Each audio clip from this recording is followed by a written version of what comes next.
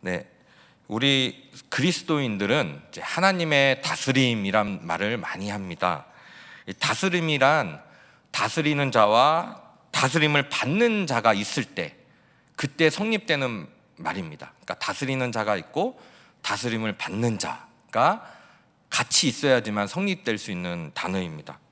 다스림을 받는 자가 없는데 다스림이라는 말이 성립될 수 없다는 뜻입니다. 그러면 하나님이 우리를 다스린다라고 우리가 생각할 때 먼저 물어야 할 것은 과연 하나님의 다스림을 받고 있느냐, 이것을 한번 나 자신에게 적용을 해야 합니다. 자, 여기 계신 분들은 하나님의 다스림을 받고 살아가십니까?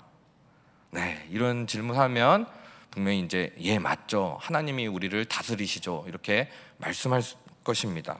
그런데 그러면 어떻게 하나님의 다스림을 받으며 사십니까? 라고 물으면은 선뜻 대답이 바로 안 나옵니다. 어떻게 하나님의 다스림을 받으시며 살아가십니까? 어떻게 받지?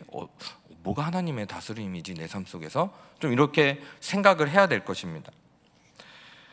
하나님께서는 이 땅을 다스리시기 위해서 이제는 대리자를 세우셔서 하나님 나라를 세워가십니다. 그래서 아브라함을 일단 선택하셨죠.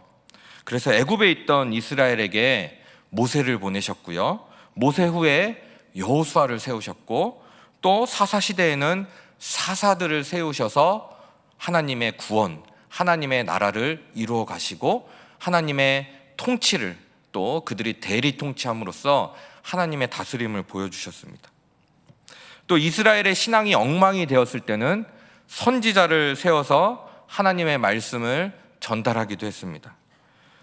이처럼 하나님이 이스라엘을 대하심에 있어서 하나님께서는 대리자를 세우셔서 통치하셨습니다. 오늘 본문에서도 기드온이 등장하고 있습니다. 이스라엘이 범죄했을 때 하나님은 이 이스라엘을 미디안에게 넘기셔가지고 이스라엘이 이제 울부짖으며 고생하게 그렇게 만드셨습니다. 그리고 이스라엘이 부르짖을 때 하나님은 이 기드온이라는 사사를 세우셔서 미디안을 물리치게 하셨습니다. 여태까지 한 대여섯 번에 걸쳐서 지금 기드온에 대해서 살펴본 내용입니다. 사실 하나님께서는 기드온이 없다 해도요, 이 미디안을 물리치는 일에는 전혀 지장이 없으십니다. 말씀 한마디만 하시면 당연히 미디안을 물리칠 수 있죠. 그런데 하나님은 기드온을 세우셨고요, 또 거기서 300명이라는 군사를 따로 세우셔서 일하셨습니다. 그 이유는 이스라엘이 무엇을 의지하는가, 이스라엘이 무엇을 의지하는가 확인하시기 위해서 그랬던 것입니다. 여태까지 쭉 살펴본 대로 하나님께서는 32,000명이라는 군사를 300명으로 줄이셨습니다.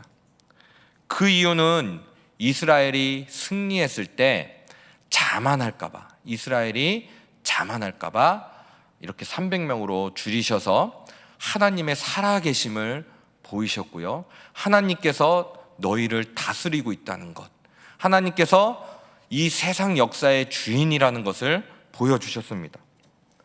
그런데요, 이 300명이라는 숫자가 결국 기드온 한 사람을 영웅으로 만드는 결과가 돼버렸습니다. 만약 기드온이 32,000명의 수로 전쟁을 했다면 300명으로 승리했을 때보다 기드온의 공은 적어졌을 것입니다. 군사의 수가 어느 정도 되었기 때문에 우리가 이겼다, 이렇게 생각할 수 있었을 것입니다. 그런데 이 300명의 수로 수십만의 이 미디안의 군대를 이긴 것은 기드온을 영웅으로 만들기에 충분했습니다. 사실 이런 전쟁의 승리를 통해서 하나님이 하셨고 하나님이 우리와 함께 하셨다, 그래서 우리가 하나님만 의지하고 하나님만 높여야 한다, 이것이 정상적인 신앙인의 자세 아니겠습니까? 그런데 이스라엘 백성들은 하나님을 물론 찬양했겠죠. 하지만 하나님보다 기드온을 그 자리에, 그 영웅의 자리에 앉힌 것입니다. 군사의 수를 줄이신 하나님의 선한 의도를 알지 못했습니다. 하나님 앞에서 우리들의 힘으로 이겼다라고 말하지 못하게 하기 위해서, 자만하지 않게 하기 위해서 행하신 하나님의 이 뜻을 깨닫지 못했던 것입니다. 그렇기 때문에 적은 수로 승리한 기드온을 볼 때 기드온에게 함께 하신 하나님을 본 것이 아니라 기드온의 영웅 같은 모습을 보게 된 것입니다.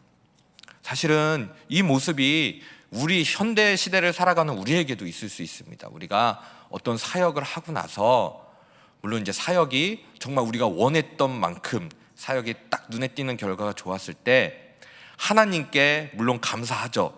하지만 그 통로가 되었던 사람을 더 우리가 높이거나 더 그를 의지하거나 어쩔 때는 하나님의 자리에 앉히게 되는 경우도 우리도 종종 보게 됩니다.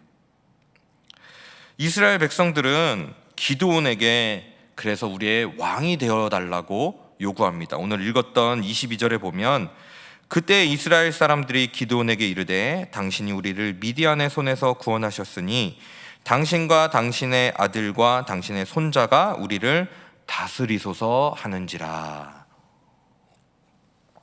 이 말씀을 보면 이스라엘은 기드온뿐만 아니라 아예 기드온 가문이 자자손손 대대로 우리를 다스려 달라고 그렇게 요구하고 있습니다.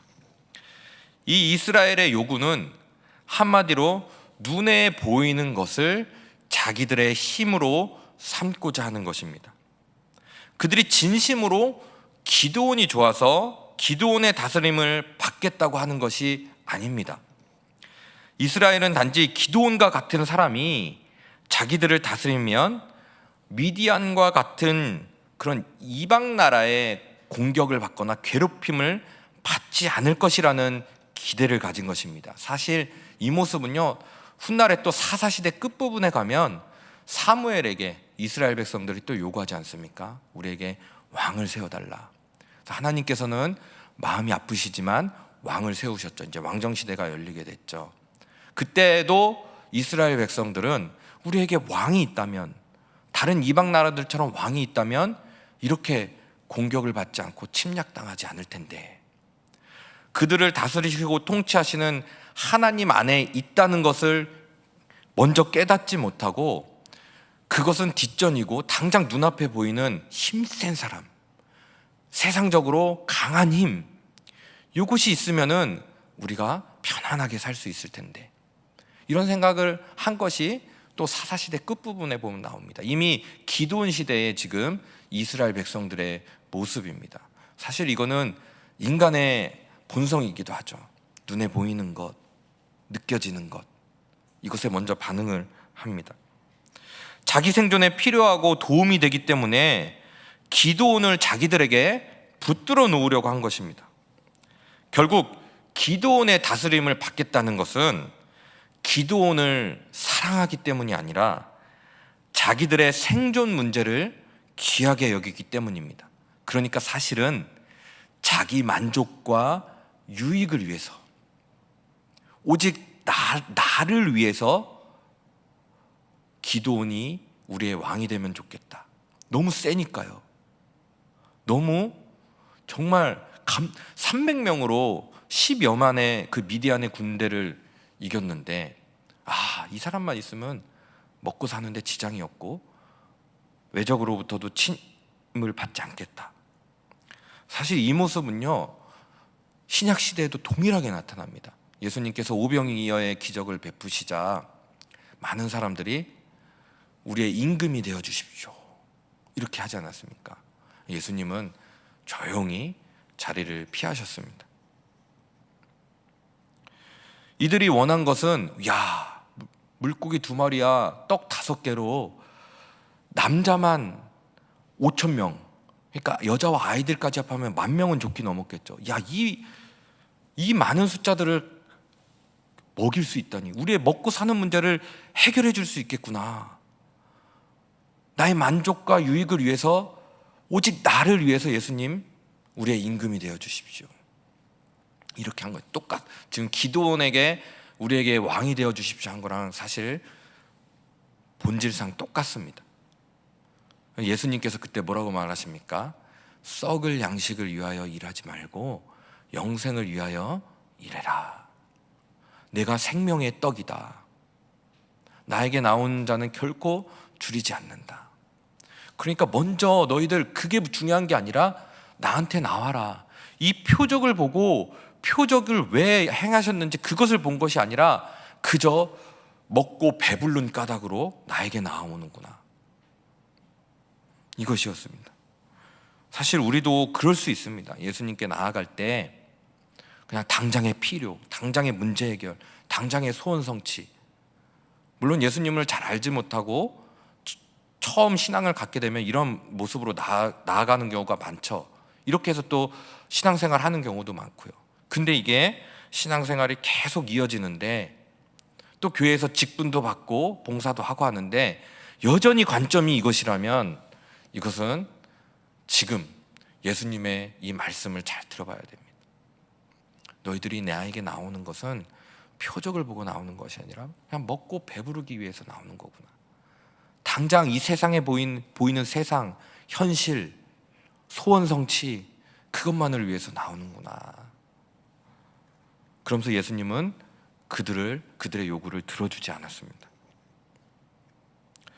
기드온에게 우리를 다스려 달라는 요구를 하는 것으로 인해서 이스라엘은 하나님의 다스림을 원하지 않으며 또 하나님을 신뢰하지도 않는다는 것을 증명했습니다. 이러한 이스라엘의 요구에 대해서 기드온이 23절에서 이렇게 말합니다.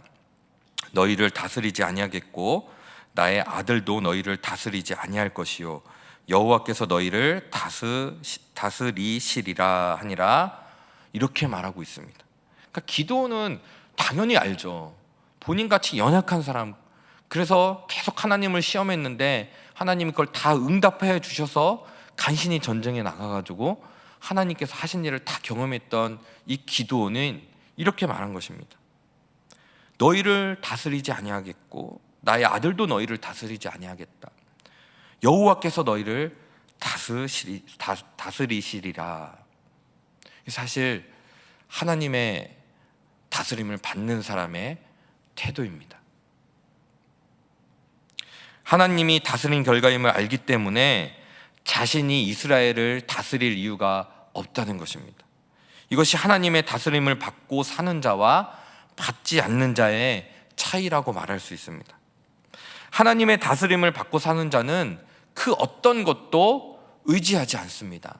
하나님보다 더 의지하는 것이 있을 수가 없습니다. 자신의 힘까지도 의지하지 않습니다. 모든 것이 하나님이 함께 하신 결과임을 알기 때문에 눈에 보이는 것을 의지하지 않게 됩니다.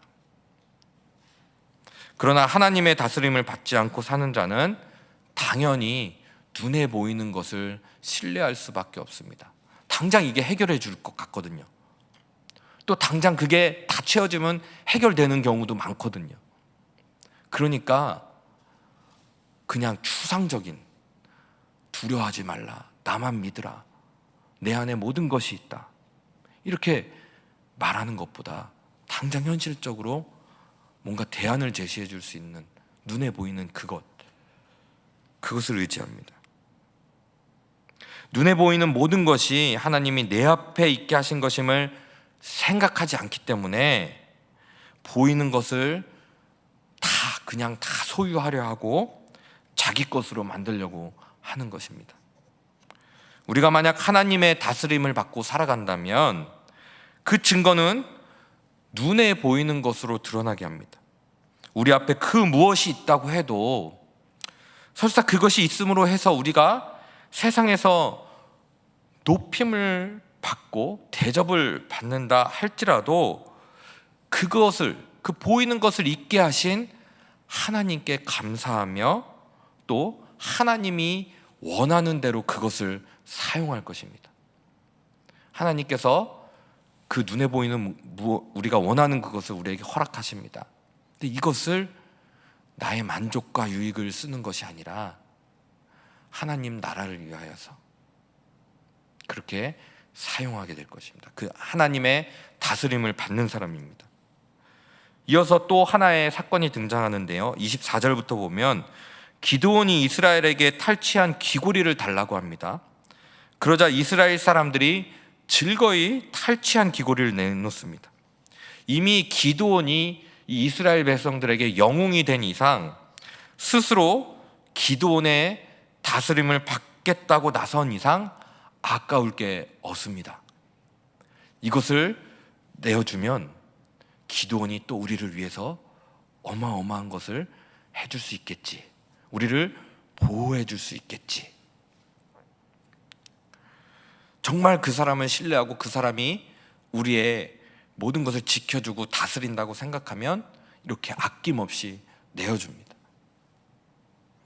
하나님께서 우리를 다스리시고 또 우리의 모든 것을 주관하시는 분이고, 지금 내가 이렇게 있는 것도 하나님의 은혜임을 깨닫는다면 또 우리가 즐거이 헌신할 수 있을 때 정말 즐겁게 헌신할 수 있을 것입니다.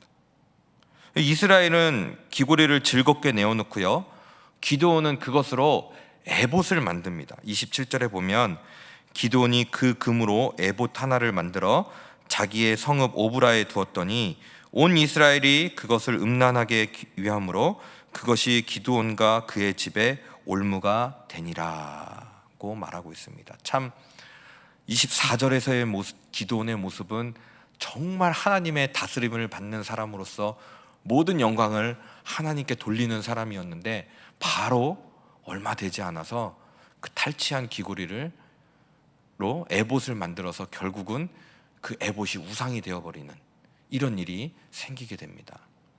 그 탈취한 귀고리를 안 거두면 어땠을까요? 그런 생각이 좀 듭니다. 믿음은요, 그날입니다. 어제 승리했다고 해서 오늘 승리하는 것이 아닙니다. 어제 큰 믿음으로 뭔가 오늘 믿음으로 이겨냈어, 믿음으로 이 시험을 이겼어, 믿음으로 하나님을 선택했어, 큰 기쁨이 있잖아요. 이럴 때 또 나 스스로에게도 좀 대견하기도 하고 하나님께 감사하고, 그 다음날 되면요 또 믿음입니다. 그 유혹이 사라지는 게 아니라 또 다른 방면으로 유혹이 들어오고 시련도 오는 경우가 있고, 우리는 믿음에서 믿음으로 사는 자입니다. 기드온이 믿음으로 이렇게 멋진 고백을 했다면 계속적으로 믿음으로 가야 하는데, 아마 기드온도 이스라엘 백성들이 우리의 영웅, 우리의 왕 이러니까 사실 흔들리지 않았을까요? 기드온이 탈취한 귀고리를 내놓게 해서 그것으로 에봇을 만들자 온 이스라엘이 그것을 음란하게 이겨하더라는 그런 말씀입니다. 그리고 그것이 기드온과 그 집의 올무가 되었다고 말합니다. 여기서 말하는 음란이란 남녀 사이에 있는 부정을 의미하는 말이 아닙니다. 성경에 보면 이스라엘 백성이 우상을 숭배할 때 그것을 음란히 행했다라는 말로 표현하고 있습니다. 따라서 에봇을 음란하게 이해했다는 것은 에봇을 우상을 섬기듯이 섬겼다는 말로 이해해야 합니다. 저 에봇만 있으면 우리를 지켜줄 거야. 마치 십자가의 의미는 모른 채 이 십자가만 있으면은 우리는 안전할 거야. 그러고서 그 의미를 알면은 모르겠는데 전혀 그런 십자가와의 연합한 삶을 살지 않으면서 십자가의 길을 걷지 않으면서 십자가 귀고리야, 십자가 또 뭐 있죠? 팔찌는 못 본 것 같다. 십자가 귀고리가 제일 많은 것 같은데 하고 차에도 십자가를 이렇게 걸고, 정작 삶에서는 십자가의 삶이랑은 거리랑 멀고.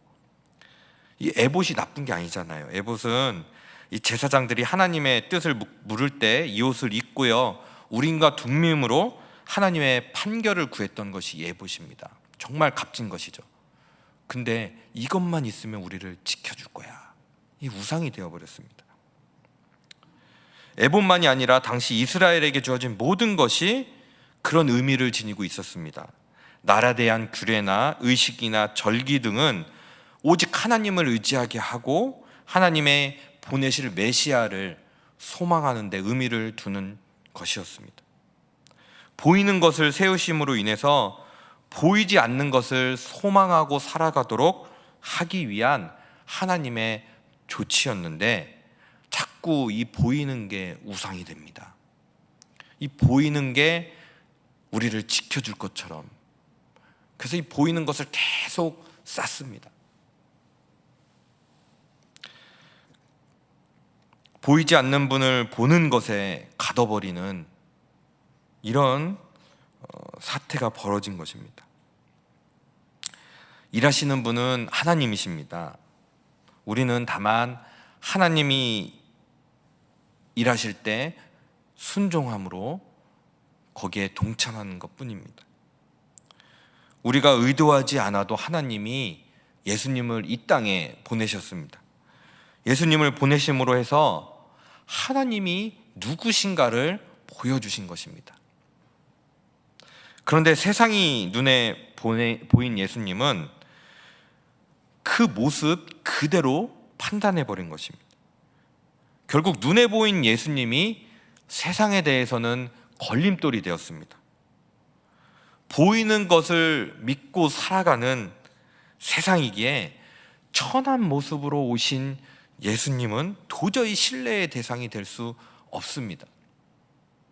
호산나 호산나 외치며 그렇게 높였던 예수님, 다 흥분했죠. 예수님의 능력을 아니까. 하지만 예수님이 십자가를 지시는, 그러면서 너희들도 나를 따르려거든 십자가를 져야 한다. 도저히 받아들일 수 없습니다. 천하고 천한 십자가, 그 걸림돌이 된 거죠. 당장 우리의 왕이 되어서 우리의 먹고 사는 문제 이것을 해결해 줘야 되는데 십자가를 지라고. 천한 예수님의 모습은 하나님이 누구신가를 보여준 것입니다. 예수님조차도 하나님을 나타내시기 위하여서 오신 분입니다. 그렇다면 천한 모습에서 하나님이 누구신가를 알 수 있는 사람은 누구겠습니까? 그것은 바로 하나님이 선물로 주신 은혜를 입은 자들입니다. 이 은혜를 입은 자들은 보이는 것으로 보이지 않는 분을 알고 신뢰하게 되는 것입니다. 보여지는 이 모든 상황들을 통해서 하나님을 보는, 거기서 끝나는 것이 아니라 이 세상이 다다 이게 아니라 이 세상 넘어 하늘에 계신 하나님을 보는 것입니다. 그래서 우리가 막 잘되고 성공한 삶을 살고 뭔가 많은 것이 주어졌을 때 이게 복이다, 여기서 끝나면 안 됩니다. 하나님께서 그 도구를 주셨죠. 이것을 가지고 보이지 않는 하나님께 영광을 돌리며 하나님의 뜻에 맞도록 살아가는 것까지가 복입니다. 근데 자꾸 뭔가를 갖추고 뭔가를 이루고, 그럼 그게 복이 진짜 복으로 복받았다 하고 딱 끝, 이런 경우가 너무 많습니다. 하버드대 서울대학 들어갔습니다. 그 이후에 그렇게 하나님께서 그런 것들을 허락해 주셨는데, 그럼 그 이후에 어떤 삶을 살 것인가, 이걸로 복을 판단해야 되는데 그저 당장 눈앞의 결과만 보고 복이다, 그게 저주가 될 수가 있거든요. 보이는 것은 신뢰의 대상이 아닙니다.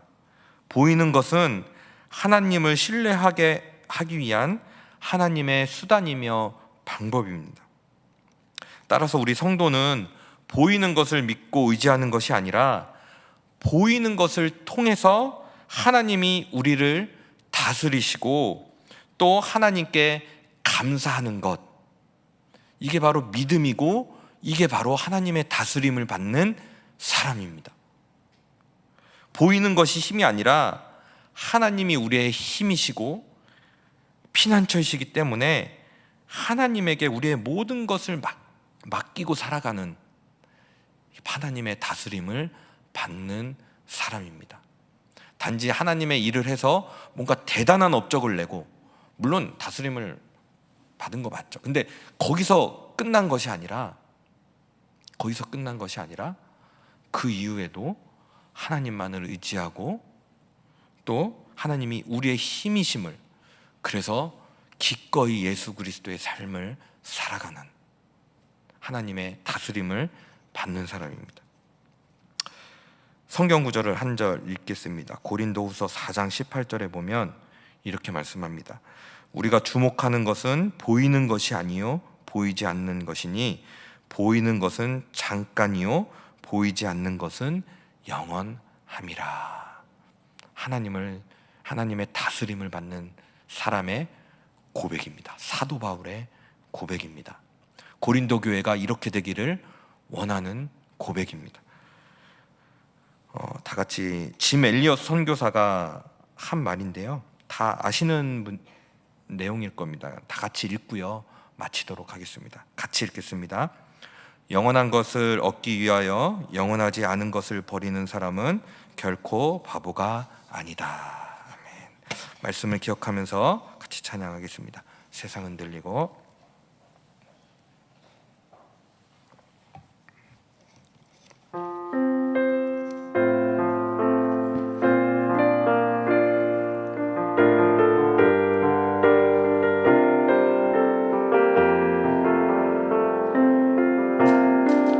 세상은 들리고 사람들은 변하여도 나는 주를 섬기리. 주님의 사랑은 영원히 변하지 않네. 나는 주를 신뢰해. 믿음은 들리고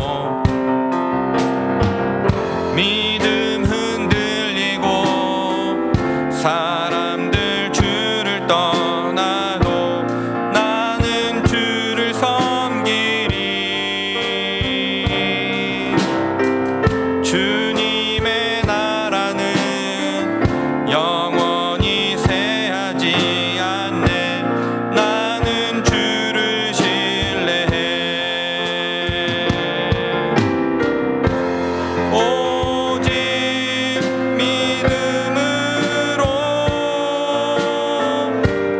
믿음으로 내가 살리라. 오직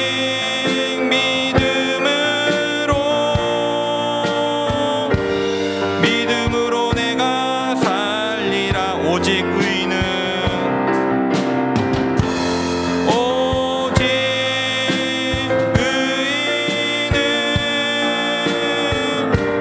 믿음으로 말미암아 살리라. 오직 의인은 믿음으로 말미암아 살리라. 이 말씀을 기억하며 같이 기도하겠습니다. 하나님, 정말 보이는 소망이 아니라 보이지 않지만 영원한 하나님 나라를 소망하며 살게 하여 주시옵소서. 그래서 하나님만을 의지하여 하나님의 다스림을 받는 성도가 되게 하여 주시옵소서. 날마다 예수님을 통하여 하나님을 만나고 하나님이 우리의 왕임을 인정하며 살아가게 하소서. 다 같이 동성으로 기도하시겠습니다. 사랑하는 하나님 아버지, 그렇습니다. 하나님, 정말 이 땅에 살아갈 때에 보이는 것, 느껴지는 것, 들리는 것, 이것에 우리가 너무나도 반응하며 마치 그것이 우리를 지켜주고 그것이 우리에게 행복을 줄 것이라고 생각하여서 그것을 얻기 위하여 우리의 모든 삶을 투자할 때가 많습니다. 아닙니다. 하나님, 이것은 결국은 없어질 것들입니다.